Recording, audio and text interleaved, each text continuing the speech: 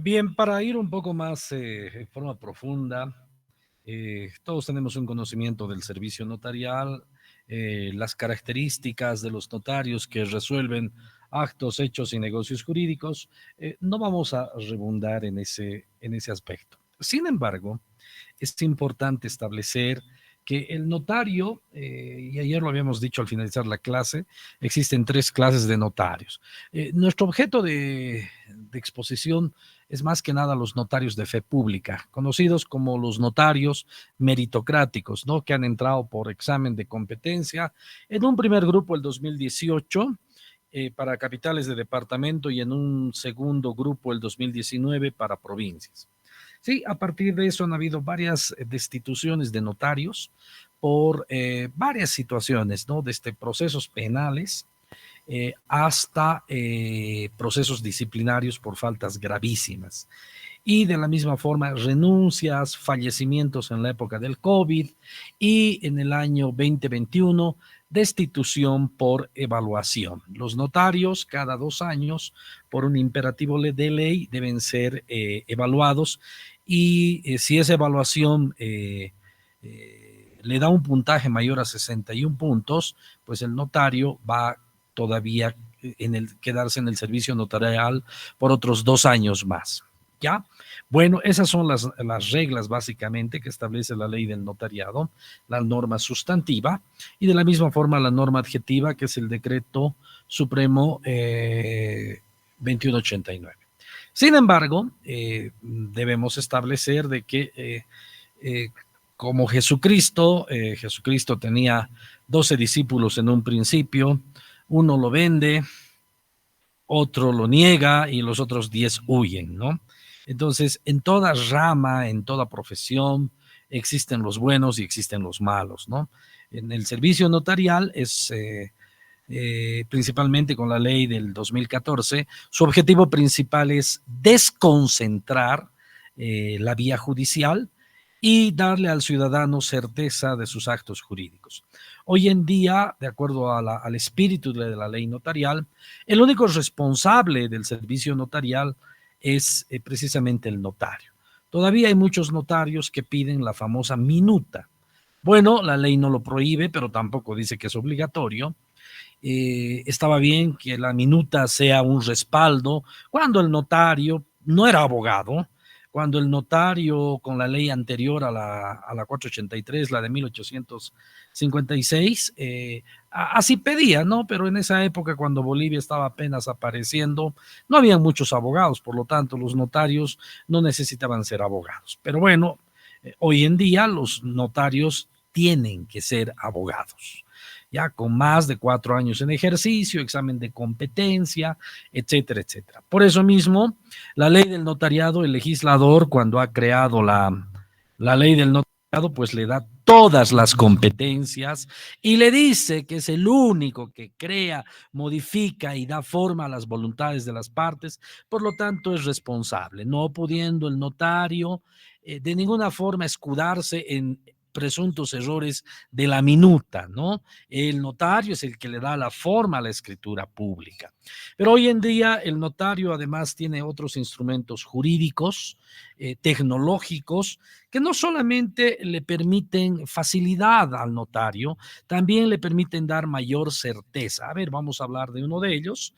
Es el sistema de verificación de datos, el SIPDAP, que en realidad es una forma por la cual el notario puede verificar hasta la foto, los nombres de los usuarios y compararlos con su cédula de identidad. Han habido muchos casos donde los notarios, lamentablemente, han sido objeto y han sido víctima de suplantaciones. Les presentaban un carnet con una fotografía diferente al dueño de esa cédula de identidad, hacían hacer poderes, ventas fraudulentas, donde finalmente muchos notarios eran víctimas. Y bueno, y algunos otros notarios, me imagino que no eran tan víctimas, ¿no? Que como les dije, hasta Jesucristo tuvo ese problema moral entre algunos de sus discípulos. Aunque la verdad es que Pedro se arrepintió y después hizo grandes cosas. En cambio, Judas creo que nunca se convirtió, nunca fue un cristiano o un verdadero seguidor de Cristo. Pero bueno, eh, en este entendido, el notario hoy en día, a partir de septiembre del 2019, tiene la obligación de verificar los datos y gracias a este sistema que es el SIPDAB que interopera con el CEGIP, puede verificar la personalidad y que el ciudadano que está frente al notario es el propietario de la cédula de identidad que le ha presentado y además concuerda con la fisonomía. Sin embargo, también hay algunas debilidades de las cuales yo puedo comentarles. Hace unos días atrás hubo un caso donde un hermano menor le suplanta al hermano mayor ya fallecido un parecido fabuloso y el carnet le presenta del fallecido, el hermano menor, se peina como él, se viste como él, un poco más delgado, pero 4 años de diferencia no es gran cosa y lamentablemente este sistema no había interoperado muchas veces y no decía que estaba fallecido. Entonces lograron engañarle al notario. Ya, lamentablemente, bueno, le iniciaron un proceso de responsabilidad, el notario salió responsable, pero en la vía de control jurisdiccional constitucional se demostró en verdad material que el sistema tenía esa falla. Y bueno, le dieron la tutela al notario de tal forma que, bueno, esto ya está en el Tribunal Constitucional, me imagino que va a tener la misma condición, pero hoy en día me parece que ya solucionaron ese problema, ¿no? Pero además, desde el año pasado, primero a los notarios de departamento y creo que ya a los notarios de provincia les han generado todo un sistema del notariado plurinacional, un sistema informático por el cual los notarios ahora hacen todas sus escrituras públicas, las matrices protocolares en primera instancia, a través de un sistema que interopera en línea. Y finalmente hay una firma digital y el documento final se encripta, ¿ya? Y ese documento debe ser impreso para que las partes y el notario firmen y ya esa es la matriz protocolar. De la misma forma, le genera un código QR que a través de una aplicación se puede revisar la legalidad y la existencia de esa escritura pública cuando sale al tráfico jurídico. La matriz siempre se va a quedar con el notario, él es el custodio y además estas matrices debidamente empastadas se consideran bienes del Estado. Hoy en día, entonces, el notario tiene esa doble seguridad y también el ciudadano, ¿no? Porque así no se puede tocar absolutamente nada de la matriz digital encriptada en un servidor de la DIRNOPLU, la matriz física firmada por las partes y la escritura pública que sale al tráfico jurídico, pues deben tener todas las condiciones e igualdad en puntos y comas y palabras exactas, lo que da mayor seguridad jurídica. Muy bien, pero también el notario tiene responsabilidades, pero también ha sido víctima de muchas personas que obran de mala fe. No solamente la suplantación de personas que se hacen dar cartas notariadas. Por ejemplo, tengo un caso en este momento de un notario que tengo que defenderlo, en donde le hicieron una declaración voluntaria y la subieron a un proceso judicial, la usaron para un proceso judicial y bueno, le echan la culpa como si el notario hubiera tenido la culpa de que un ciudadano vaya y diga quiero hacer una declaración voluntaria y bueno, le han denunciado. Vamos a analizar cuál es la denuncia, pero a simple vista, pues el notario no tendría responsabilidad porque al final la parte va y dice quiero dar una declaración voluntaria. ¿Qué responsabilidad tuviera el notario, no? A menos que exista una obligación o que la persona sea incapaz, ¿no? Por ejemplo, existen también muchos procesos disciplinarios con los notarios. Cuando en el servicio notarial va una persona de la tercera edad, de 80, 90 años, y ellos hacen servicios notariales a esta persona. Bueno, una persona de 80, 90 años, pues es dudosa su capacidad de obrar, ¿no?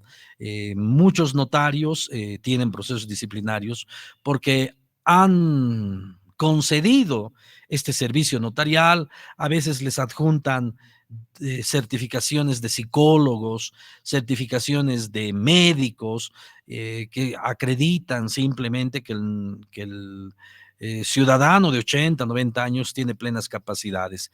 Pero ustedes saben, un documento de un médico privado tiene una duda razonable, ¿no? No por ser médico, sino por un viejo dicho: el que paga exige que se ponga lo que la parte ha solicitado.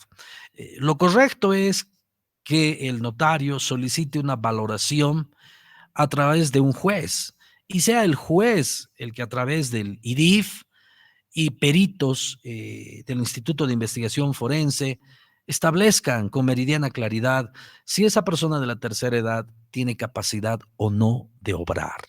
Y sea este el mecanismo que va a estar ordenado por un juez, y el juez además va a tener la valoración de un perito. Y cuando el notario haga una escritura pública con una persona de esta edad, pues va a tener un pleno respaldo legal, y si mañana hay un proceso judicial, pues el notario va a salir muy bien librado. ¿Ya? Hay otras situaciones donde, por ejemplo, les comento una cliente que tuve hace un par de años, en la época del COVID. Una señora va y le dice: va a firmar usted la matriz protocolar, un contrato de deuda, de préstamo. Muy bien, pasa donde la notario y le dice: disculpe, yo voy a usar mi propio bolígrafo porque me da miedo el COVID. Muy bien, el notario está de acuerdo, le considera lógico, pero resulta de que ese bolígrafo era un bolígrafo con truco y se evaporó la tinta unos días después. Tremendo problema en el que se estaba metiendo el notario, pero más bien este notario, que no es de la ciudad de La Paz, es de otro lado, tiene la capacidad tecnológica, y cuando entran a su oficina, él tiene rápidamente les pasa una copia en borrador de la escritura pública para que lean, corrijan, pero a partir de ese momento él se da el trabajo, sin que los usuarios sepan, de grabar en video a través de una cámara que, bueno, es notoria, pero los usuarios no se dan cuenta, y tiene una computadora que graba y él le pone fecha, número de escritura pública, se da ese trabajo en los videos. ¿Y qué es lo que hace? Aunque la ley no le obliga a hacer eso al notario, pero tampoco le prohíbe. Si no hubiera sido ese video, ese notario hubiera estado en un gran problema. Gracias a ese video, el notario pudo demostrar ante el Ministerio Público quién tuvo la mala fe de firmar, pero con un bolígrafo de truco, y el notario se salvó. Por un principio de verdad material y objetividad, el Ministerio Público no prosiguió la falsedad y se persiguió a esa persona deudora que actuó de mala fe, ¿no? Entonces, esos son mecanismos. Entonces, hay varios actos donde los notarios son víctimas, y vamos a ver algunos casos que además ya se ha creado jurisprudencia en favor del notario y para mayor control del notario, que vamos a ir viendo. Bien, el fedatario en el ejercicio del servicio notarial por delegación del Estado tiene derechos que, bien no están taxativamente definidos en la ley sustantiva y adjetiva notarial, la arquitectura constitucional las resguarda, como las famosas garantías jurisdiccionales. En algún momento, los colegas abogados tenemos que defender a los notarios, y también a veces tenemos que promover denuncias en la vía penal y en la vía civil, o perdón, demandas en la vía civil y en la vía disciplinaria. Estas tres responsabilidades que recaen sobre un particular, que en este caso es un notario, es parte del jus puniendi del Estado, porque al final la fe pública le pertenece al Estado, es una delegación de esta, por la cual se debe dar seguridad jurídica a los actos, hechos y negocios jurídicos. En ese entendido, y vamos a continuar, eh, por ejemplo, vamos a ver un poco qué dicen algunos autores sobre esta responsabilidad notarial. González Palomino: la actuación notarial se desenvuelve en una esfera de hechos, actos y negocios para darles forma. ¿Quién? A través del servicio notarial.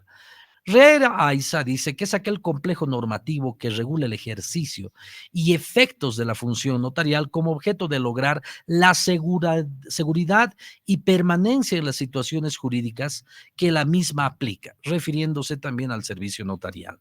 La RUT establece que es el conjunto sistemático de normas jurídicas que se relacionan con la conducta del notario, ¿no?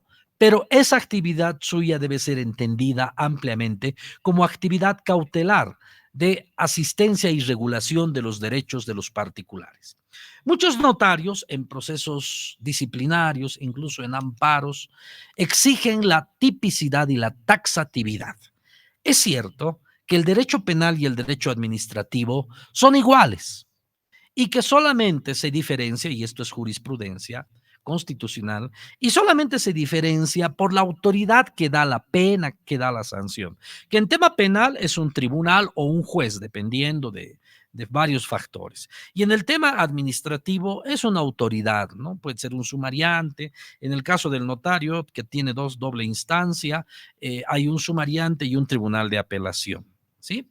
Pero, sin embargo, cuando el notario exige tipicidad y taxatividad, en el derecho administrativo no, la tipicidad y la taxatividad no son idénticas al derecho penal. Pueden haber ciertas conductas de los ciudadanos cuando son disciplinados, de los servidores públicos, y en este caso del notario, que no precisamente deben estar escritas en forma literal.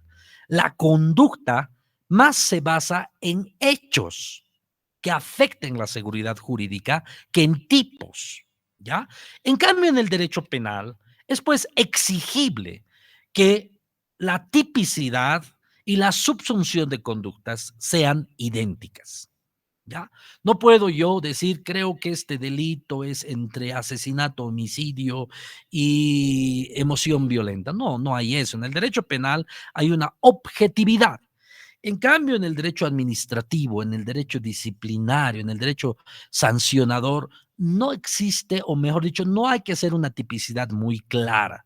No podemos recaer en una tipicidad, porque si no estuviéramos frente a un derecho penal propio, ¿no? Y no se trata de aquello. Bien, aquí ya terminando la parte teórica, doctrinal, en el mismo sentido, Martínez Segovia dice, al decir que el documento notarial es una prueba constituida, significa que solo vemos esa obra notarial cuando el derecho ha sido cuestionado.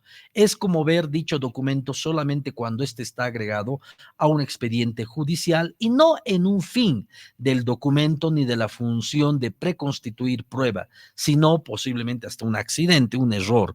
El notario es tan ser humano como cualquiera, puede cometer errores, ¿no? Pero como dijo un presidente norteamericano, una cosa es meter la pata y otra cosa es meter la mano en la lata, cosas completamente diferentes, ¿no? Vamos a ver algunas sentencias donde los notarios exigen tipicidad y taxatividad y la Dirección del Notariado Plurinacional hace un sustento teórico donde explica que no necesariamente debe haber tipicidad y el Tribunal Constitucional está de acuerdo. Vamos a ir viendo aquello, ¿no?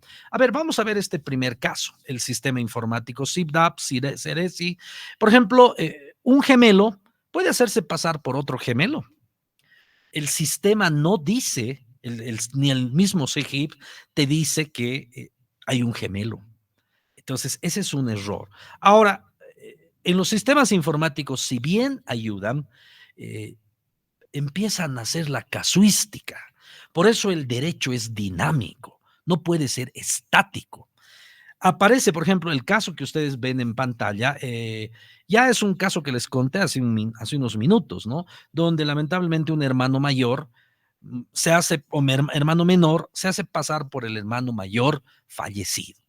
Y lamentablemente entre el sistema SIPDAP y el CERESI, para este caso particular no ha interoperado. Incluso el día que presentó el notario la acción, no había interoperabilidad. El notario sacó delante de los magistrados constitucionales, sacó con su sistema y dijo, aquí está, el muerto sigue vivo para el sistema. A mí me han engañado. pero no me hicieron valer en el proceso disciplinario, no usaron la favorabilidad, no valoraron correctamente la prueba, consecuentemente, y el tribunal solicitó y dijo, se ha quejado el notario, les ha hecho conocer estos errores, sí, ustedes no le han dado curso, muy bien, tutela, tutela, ¿ya? Muy bien, por ejemplo, este es el otro caso 2. Un usuario requiere el servicio notarial, se presenta ante el notario, solicita la elaboración de una carta para un ciudadano y una institución con objeto de pago. El notario revisa el documento que acredita la obligación y realiza el servicio. El interesado usa la carta notariada para notificar en otro municipio. ¿Ya? Le inician un proceso al notario y el notario lo único que hace es decir, pero a ver, yo le he dado la carta notariada, pero yo no sabía que eso era para otro municipio, porque en la carta no decía para dónde es, decía para el señor Juan Pérez. ¿No? Entonces al notario le dicen, usted tiene falta porque usted ha actuado de mala fe, ha actuado más allá de su jurisdicción, que su jurisdicción es municipal. Los notarios deben actuar dentro de su municipio. Yo me encuentro en la ciudad de La Paz en este momento, ¿ya? Y imaginemos que tengo una casa en Viacha. Yo no puedo ir donde un notario de La Paz y vender mi casa en Viacha. Yo tengo que ir donde un notario en Viacha y vender mi casa en Viacha. ¿Ya? El notario de La Paz no puede hacer una venta porque eso es trabajar o eso es actuar fuera de su jurisdicción. Lo que sí tal vez podría hacer es yo emitir un poder con un notario aquí en La Paz para que una persona X a mi nombre venda la casa en Viacha, pero con un poder, con un mandato. Y obviamente que va a vender la casa con un notario de Viacha. ¿No? En este caso, por ejemplo, al notario le han iniciado el proceso sumarial porque le dicen, ah, no, pues es que la denuncia dice que usted ha ido a notificar a otro municipio. No pudieron probarle. ¿Ya? También ahí la dirección del notariado, previa fundamentación, defensa del notario, entendió y dijo, sí, aquí la denuncia dice que ha venido, pero no tiene prueba. Y en verdad material, el notario no fue. ¿No? El notario también tuvo un acto fraudulento por parte del usuario. El usuario de mala fe va y le dice, por favor, notaríame esta carta, tengo que cobrarle a una persona. Ah, muy bien, pero no le dice que era para otro municipio. Ahora, posiblemente ni el ciudadano sabía que eso estaba mal, pero el otro ciudadano cuando es notificado seguramente consultó con un abogado y le dice, a ver, un ratito, no, mira, este notario no te puede notificar, es fuera de su jurisdicción. Es más, hubo una persona que se hizo pasar por notario. Bueno, eh, Gattari, ¿qué dice? Del hecho o acto jurídico en la consignación que reviste la fe pública, de la cual está investido el notario, asume un carácter probatorio privilegiado. ¿Qué quiere decir esto? Todos los servicios notariales gozan del principio de legalidad. Y así lo dice la ley del notariado en su artículo 2, numeral B, y el artículo 82 de la misma norma sustantiva establece que se presume que todos los actos y los servicios notariales son legales e incluso legítimos, salvo prueba judicial en contrario. El único que puede anular o declarar nulo un servicio notarial, una escritura pública, es un juez. Nadie más, un juez competente. Ya, ese es otro elemento.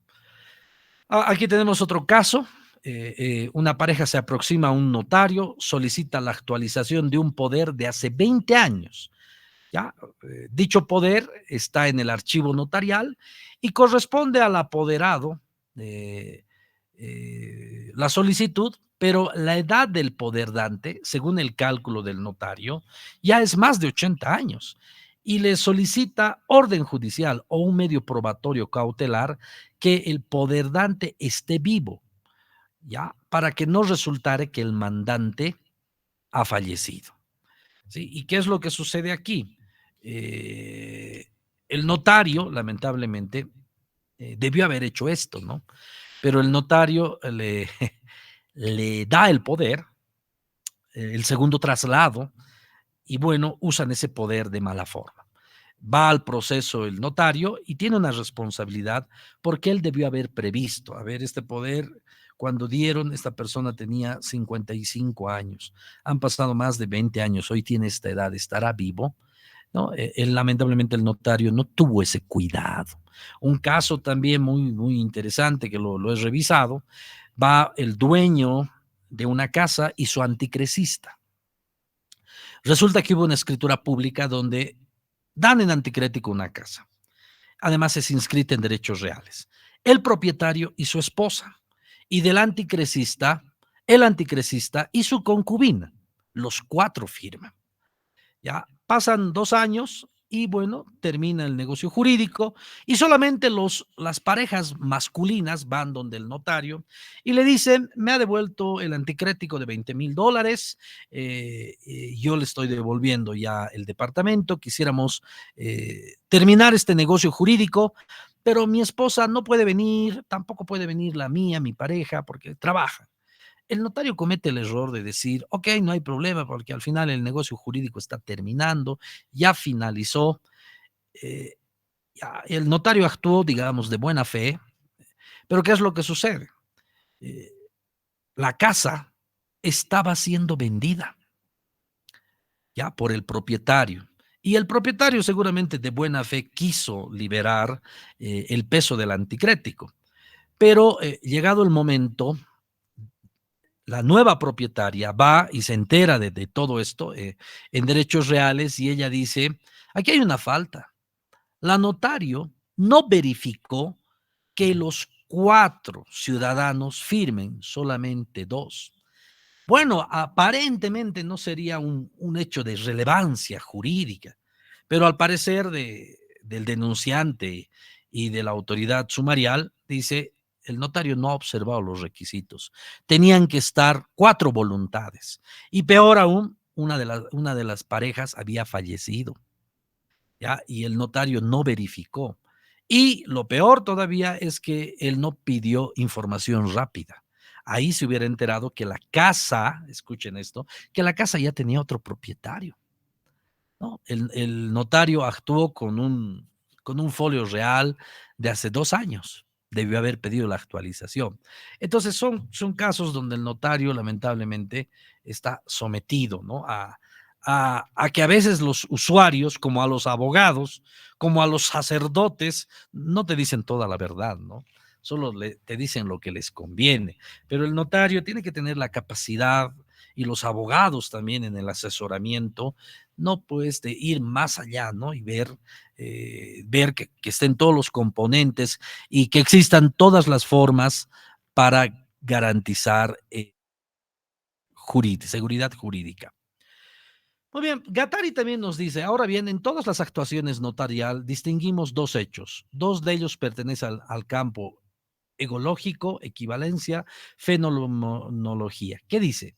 El hecho que las partes y el hecho de la participación del notario, las cuales manifiestan la conducta humana y en su interferencia o en su interferencia intersubjetiva son objetos culturales o ecológicos, pero como ambos se dan en la dimensión de tiempo y espacio, sus consecuencias perduran. Aparentemente, el servicio notarial es algo instantáneo, ¿no? A veces se descubren después de muchos años que ha habido un acto fraudulento. Incluso el notario puede ya no ser notario, puede haber renunciado, puede incluso haber fallecido y se encuentra la mala fe de las partes, ¿no? El hecho instrumental, que también dice Gattari, es la idoneidad hoy en día con medios tecnológicos. Está bien, por ejemplo, hace unos años atrás se hablaba de que el notario debería tener acceso, por ejemplo, a la base de datos de derechos reales y poder ver qué bienes realmente pertenecen a quiénes, qué pesos legales tienen, si está en trámite alguna venta. Han habido muchos casos donde van donde un notario a las 10 de la mañana, venden una casa, van donde otro notario a las 3 de la tarde, venden la casa, van donde otro notario y lo dan en alquiler y con otro notario dan en anticrético. 4 víctimas, ¿ya? Y la persona que actuó de mala fe no está presente, ya se fue. Entonces es un problema, es un juicio de años entre los ciudadanos. Chávez Ortiz dice, la responsabilidad civil del notario debe extenderse y estudiarse según el acto notarial en cuestión. Así el acto fue producto de una negociación del usuario, el notario debe formular y es responsable. Por lo tanto, es una relación contractual, surge de una acción directa, desprendida del servicio público, prestado por el notario, mientras que si el acto realizado por el notario no surge por solicitud del usuario, sino que éste en una actitud fraudulenta utiliza la identidad o el patrimonio del perjudicado para causar un daño, la responsabilidad surgida de este acto es de naturaleza extracontractual. Quiere decir que en algunos casos el notario da un mal asesoramiento, ¿no?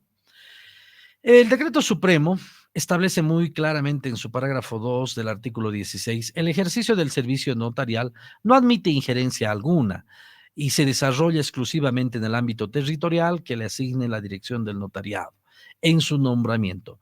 Pero no significa que la ficción del Estado no tenga responsabilidad. ¿Qué quiere decir esto? ¿No? Que si bien pueden haber situaciones donde el Estado también tenga responsabilidades. Ejemplo, ¿no? Hay un caso, por ejemplo, que en una provincia habían dos notarios y los dos notarios fueron destituidos y no le nombraban por mucho tiempo un sustituto, tampoco hubo un concurso. Entonces tenían que ir a otra provincia para hacer su servicio notarial en esa provincia y luego trataron de decir a los notarios que actuaron fuera de su jurisdicción. Sí, actuaron fuera de su jurisdicción, pero en ese otro lugar no había notarios. O sea, en la otra provincia no había notarios. La provincia más cercana era donde hacían su servicio notarial. Entonces ahí hubo una responsabilidad del Estado a través de la entidad que tiene tuición sobre los notarios. Ese director departamental debió haber nombrado suplencia, debió haber nombrado una suplencia inmediata. Muy bien, veamos este auto supremo. Ya estamos entrando a la jurisprudencia. Este auto supremo, el 347-2016, establece y dice, la falsedad ideológica requiere de una acción. Aquí vamos a ver cómo el notario no tiene responsabilidad cuando hay falsedades ideológicas. ¿Está bien? ¿Me escuchan? ¿Me pueden escuchar? Yo tengo un problema, no sé, algo está entrecortándose. Si no me escucharan, por favor, me avisan. Muy bien, ¿qué dice? La falsedad ideológica requiere una acción de insertar o de hacer insertar. En la primera situación es eventualmente la concurrencia de un funcionario o notario. Y en la segunda, el sujeto activo puede ser cualquier persona natural que con motivo del otorgamiento o formación de un documento público privado haga constar declaraciones falsas concernientes a un hecho que el documento deba probar y que pueda resultar perjuicio, es decir, una redacción de un documento haciendo constar declaraciones distintas a las realmente hechas. Ahí, por ejemplo, hay una falsedad. El notario tendría plena responsabilidad por no haber verificado. Pero, veamos este segundo párrafo.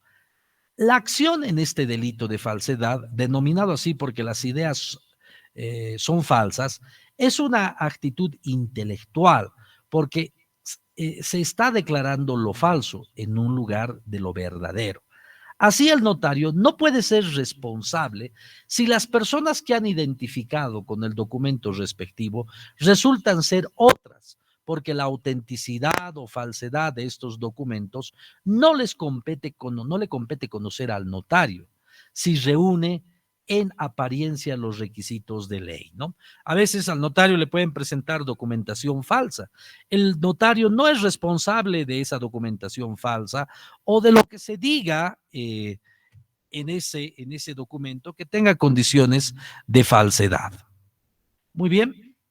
También para los efectos de esta disposición se considera como documento todo soporte material que expresa o incorpore datos, hechos o narraciones con eficacia probatoria a cualquier tipo de relevancia jurídica. Veamos otro auto supremo, 276-2014, invocando como precedente. Entiende que la falsedad ideológica requiere una acción de insertar o de hacer insertar en la primera situación. Es eventualmente la concurrencia de un funcionario notario y en la segunda de un sujeto activo, que puede ser cualquier persona, que con motivo u otorgamiento o formalización de un documento público o privado, eh, haga constar declaraciones falsas concernientes a un hecho que el documento deba probar, ya, deba probar y que pueda resultar en perjuicio, es decir, una redacción de un documento haciendo constar declaraciones distintas a la realmente hecha. Bien, esta es la primera parte. Vamos a cargar otra diapositiva.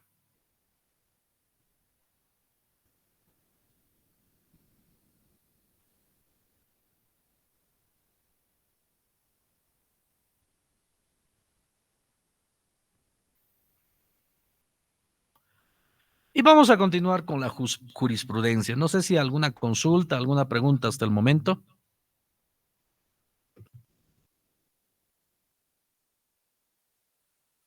Muy bien. Continuamos con la jurisprudencia. Permítame. Deme unos segundos.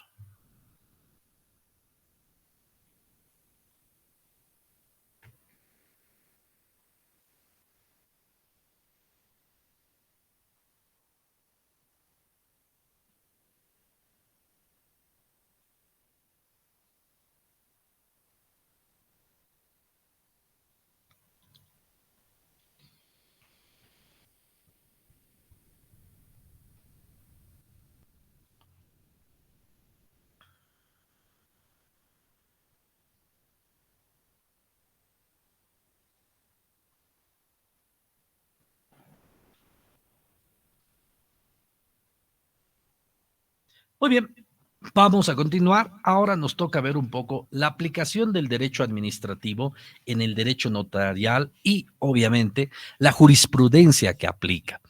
Eh, la ley del notariado plurinacional es una norma sustantiva y adjetiva. Sustantiva porque te da la sustancia, lo que es el servicio notarial, deberes, derechos del notario, la función, naturaleza jurídica del servicio notarial, pero también te da a partir del 110, 111 un procedimiento sancionador disciplinario para el notario. Por lo tanto, debe considerarse como una norma sustantiva y adjetiva del servicio notarial. Sin embargo, debemos hacer algunas puntualizaciones. El derecho administrativo es aquella rama del derecho público que se encarga de estudiar la organización, funciones de las instituciones del Estado, en especial de aquellas relativas al poder ejecutivo. Se ha entendido que la administración es una subsunción del gobierno, encargada del buen funcionamiento de los servicios públicos, encargados de mantener el orden público y la seguridad jurídica, y de entregar a la población diversas labores de diversa índole. La administración pública en el Estado boliviano, hemos visto el 232 el día de ayer, el artículo 180 también, cuáles son las condiciones para administrar justicia, seas un juez, seas un servidor público o incluso un fiscal, ¿no? Pero, sin embargo, vale la pena recapitular que el artículo 97 de la ley del notariado establece que el notario es responsable disciplinariamente cuando en el ejercicio del servicio notarial incurra, dice, ¿no? Incurra en las faltas disciplinarias previstas en la ley. La responsabilidad disciplinaria es independiente de la civil, de la penal, y de la administrativa o disciplinaria. ¿Por qué? Porque tienen procedimientos diferentes y su naturaleza y bienes jurídicos protegidos también son diferentes. Potestad reglada, esto ya habíamos visto en clases anteriores, pero veamos esta sentencia constitucional. La que sentencia constitucional 206 dice: asimismo resulta pertinente enfatizar que en materia administrativa son sancionadora, alcanzan validez las sanciones administrativas previstas a través de reglamentos fijados en el marco del principio de la legalidad y con los requisitos esenciales exigidos para su aplicación. Además, requiere para su cumplimiento la observancia de subprincipios insoslayables en el ejercicio de la potestad sancionadora del Estado, como los de tipicidad y taxatividad, ¿no? Te dice, por si acaso, también en el tema administrativo debe haber principios de tipicidad y taxatividad. Y si tú vas a sancionar, tienes que sancionar en base a una potestad reglada, normas, reglamentos.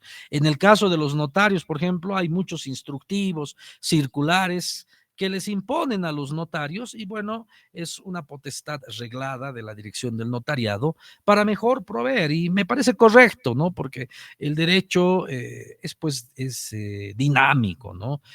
A mí me ha tocado hacer servicios o solicitar servicios notariales en La Paz, en Oruro, y en Oruro tienen otra forma de entender el derecho y a mí me asusta, ¿no? Uno va a un juzgado y también tienen otra forma de entender las notificaciones. Y en el servicio notarial lo propio. Y el único que puede o la única forma de homogenizar aquello es pues a través de instructivos, reglamentos, eh, etcétera. ¿Ya? Bueno, entonces la potestad reglada para el tema disciplinario tiene que ser a través de la norma, ¿sí? Pero vamos a ver alguna excepción, ¿no? La potestad discrecional que habíamos visto también, que es cuando el Estado, por la propia, el imperio de la ley, le permite a los servidores públicos tomar algunas decisiones que no tienen la misma condición de otras, ¿no? Los funcionarios de libre nombramiento, por ejemplo, es una potestad discrecional. El presidente puede nombrar a los ministros con tal de que sean de confianza, ¿no? Incluso a veces hasta ministros o autoridades que no tienen nada que ver con el cargo, ¿no? Por ejemplo, en un lugar donde debería estar un agrónomo, poner un auditor, ¿no? Con el nombre de interino, pero bueno, podría subsumirse eso en una conducta de contrataciones ilegales, pero ese es un análisis penal. Bien, la potestad sancionatoria, por ejemplo, esta sentencia dice, el jus puniendi es la facultad sancionadora del Estado en materia penal y administrativa. Eso es muy claro. Se diferencia por la autoridad que impone la sanción, el cual no tiene carácter ilimitado ni absoluto, sino se caracteriza por ser una potestad reglada. Tiene que venir de la norma. Esta potestad disciplinaria para los notarios emerge a partir del artículo 110. El proceso disciplinario se inicia por denuncia verbal, denuncia escrita. Cualquier persona de oficio puede hacerlo ante la dirección del notariado plurinacional o ante la dirección departamental. La denuncia será atendida por un sumariante. La ley dice que hay 9 sumariantes, pero en verdad solamente hay 3 mediante una resolución administrativa han cambiado. Bueno, pero ese es objeto de otro análisis, ¿no? Muy bien, ¿cómo se aplica en el tema disciplinario notarial el procedimiento administrativo? No, yo me acuerdo que había una gran discusión hace unos años atrás y decía, no, pues la ley del notariado tiene todas las condiciones sustantivas, adjetivas, no necesita del procedimiento administrativo. Eso es falso. Ayer una colega que es notario que nos preguntó y nos dijo, ¿qué otros recursos más puede haber cuando un notario lo van a cesar? Y le mostré el artículo 35 de la 2189 que te habla de la posibilidad de usar la ley 2341, ¿no? Y les voy a mostrar una sentencia que dice que en el derecho notarial se debe aplicar supletoriamente la ley 2341. Esa es una sentencia del 2017.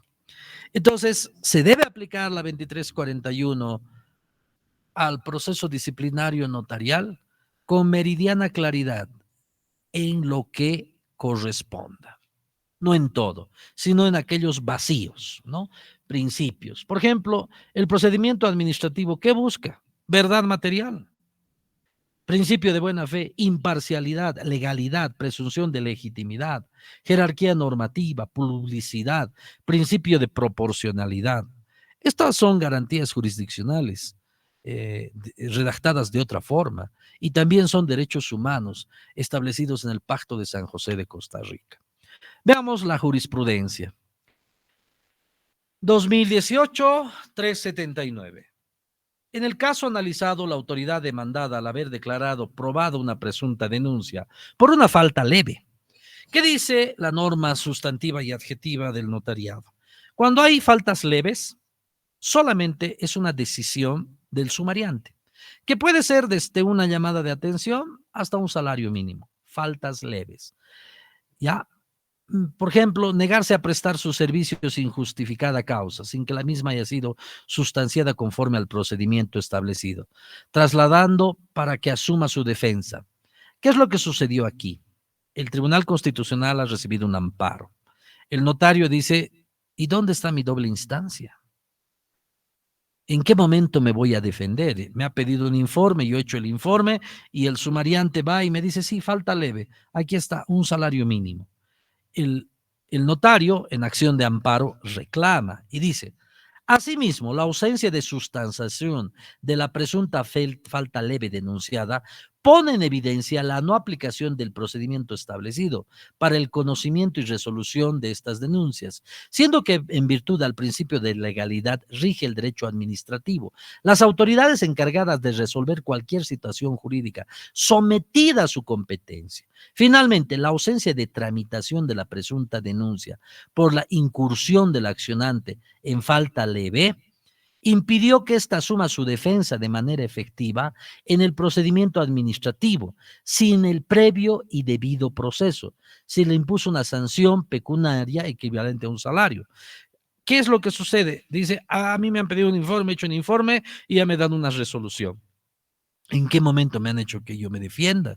A mí me han pedido un informe, donde me han dado forma o posibilidad de probar, ¿no? Entonces, la propia ley tiene aquí un error. Esta propia ley, en este artículo 109, no prevé un procedimiento para una falta leve, lo que hace que vulnere el debido proceso. Todo el mundo tiene derecho a ser oído, así dice la Constitución, antes de recibir una sanción por autoridad competente, el debido proceso y el derecho a la defensa. Esta es una jurisprudencia muy interesante para faltas leves.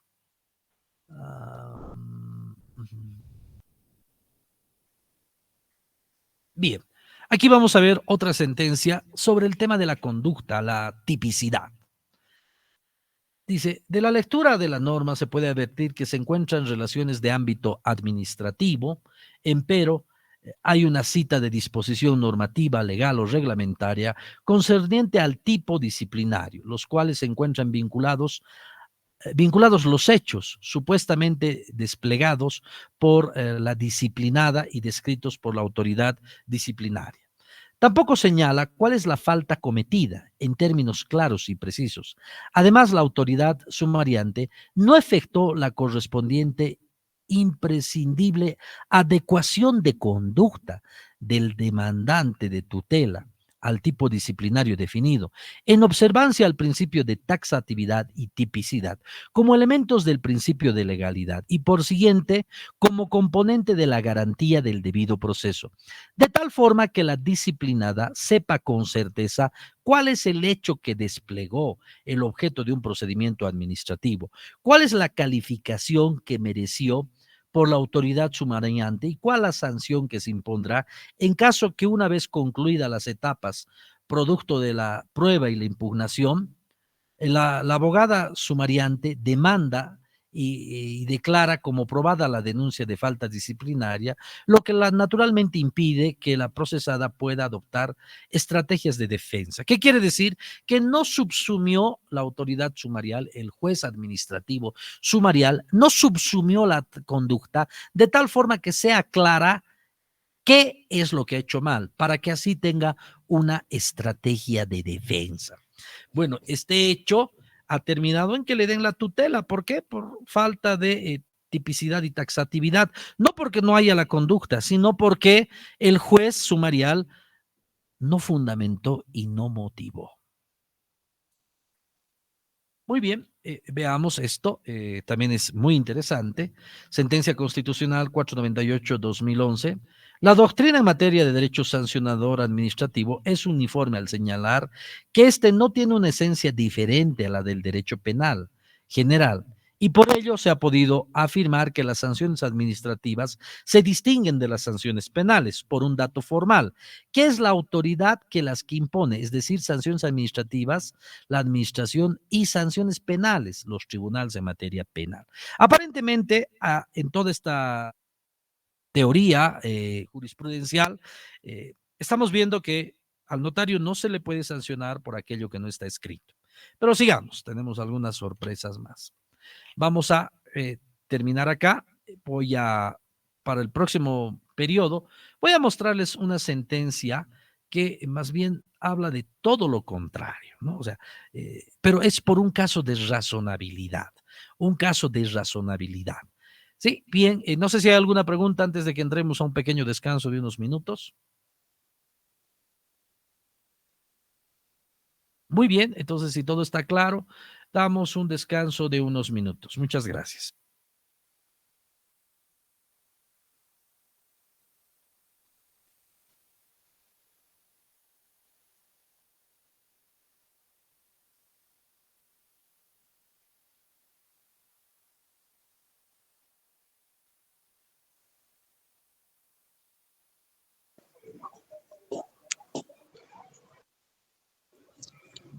Doctores, mientras esperamos en sala, por favor, indicarles de que el día martes iniciamos la clase a partir de las 8 con la doctora Magda Cordero y hoy continuamos con la clase de